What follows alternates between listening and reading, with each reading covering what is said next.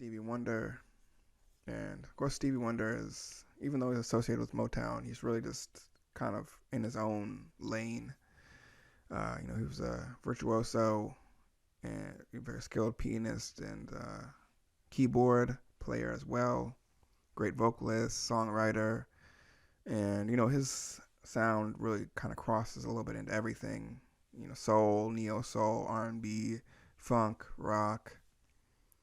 He got to start singing in a church choir, but during that time, as a young man, he was a little bit more interested in like B.B. King, Jimmy Reed, Little Walter, Johnny Ace, Ray Charles. Um, Stevie Wonder was born blind um, because he was born premature, and he spent his first 52 days in an incubator, which is why he had permanent eyesight loss. And he had learned to play the piano, harmonica, and drums by the age of 8. And he met the Motown producer we talked about earlier, Berry Gordy Jr., at the age of 13. He signed him. I forget if it was like a contest or I don't remember exactly how he got in contact with Berry Gordy Jr. But his first major hit was Fingertips Part 2. It charted number 1 in 1963. And this success really paved way for a tour. And remember, he's still young at this time, still a kid. And so Motown hired a tutor from the Michigan School for the Blind to tour with him so he could continue to learn in school while on the road. And at this point, Stevie Wonder continued to release hits, and considering his age, he was really just, his as far as skill, on Stevie Wonder level, his skill was still, pretty raw, and he was always growing and developing. And the songwriting, of course, is another one when you think about maturity as being a huge factor in the ability to songwrite. And then in 1971, he moved to New York.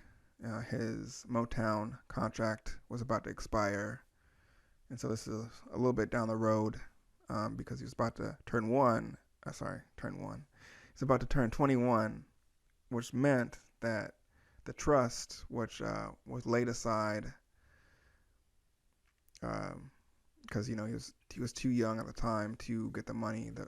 His money was put into a trust, and at 21, that money would be his to use. So he's kind of preparing for that and getting ready to kind of move away and really be able to get creative control over his sound and do his own thing. And during this period, he spent a lot of time at Electric Ladyland Studios, which was created by the Jimi Hendrix, who at that time had recently passed away. But he had the state-of-the-art studio at the time, and Stevie Wonder spent a lot of his time there. And while he was there, or during that period of time, he opened Taurus Production Company and Black Bull Publishing, and all of this just gave him that much more musical freedom. And many of his songs around this time, as he turning 21, getting that money, being able to finance his own businesses as well as his music and direction, even though he was still connected to Motown in one way or another. I believe that his production company was a subsidiary of Motown Records, or there's some connection that way. But yeah, he had all this musical freedom. In addition to that, and that maturity, and just growing up, as we talked about, a lot of his songs took on more of a social and political nature. And also, it was an interesting time because he was able to utilize the latest electronic music technology.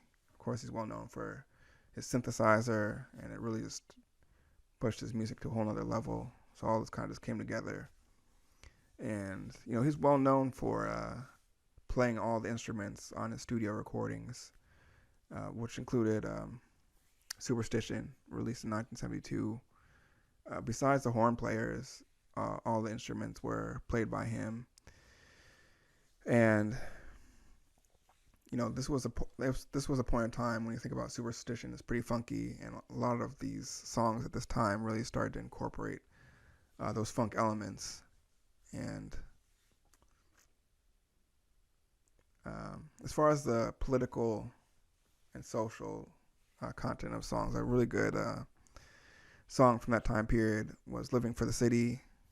There's also "You Haven't Done Nothing," which actually had background vocals done by the Jackson Five, and that was kind of a critique of the current liberal agenda or stance, liberalism at the time, which you know,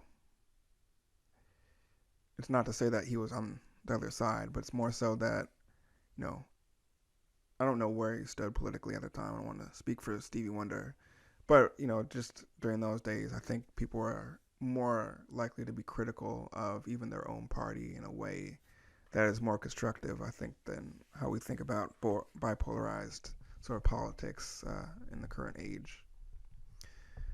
So, anyways, those songs are good to listen to. "Living for the City" is definitely a great song.